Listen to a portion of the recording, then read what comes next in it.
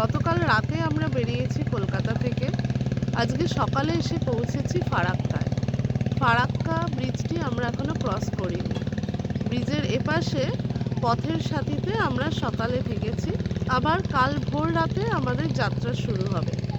এখান থেকে বেরিয়ে আমরা একেবারে পাহাড়ে উঠে যাব। এখন আমরা ফারাক্কাতেই গান্ধীঘাটে বেড়াতে এসেছি বিকেলবেলা। এই জায়গাটা একটু ঘুরিয়ে দেখাই।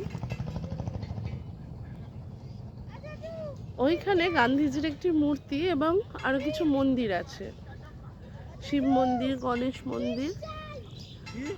গঙ্গার ধারে এই জায়গাটা খুবই সুন্দর। এটা আসলে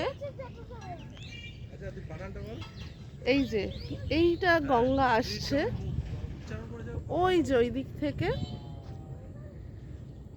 থেকে গঙ্গা আসছে।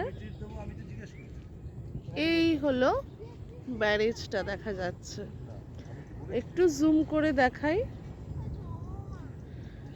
বিশাল ফারাক্কা ব্যারেজ, ট্রেন লাইন এবং স্থলপথ পাশাপাশি। আমরা আজ ভোর রাতেটা ক্রস করব।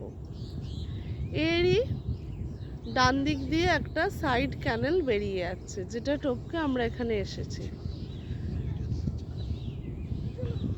এইখানে এই যে জায়গাগুলো দেখা যাচ্ছে, এখানে ইলিশ মাছ ব্রিড করা হয়।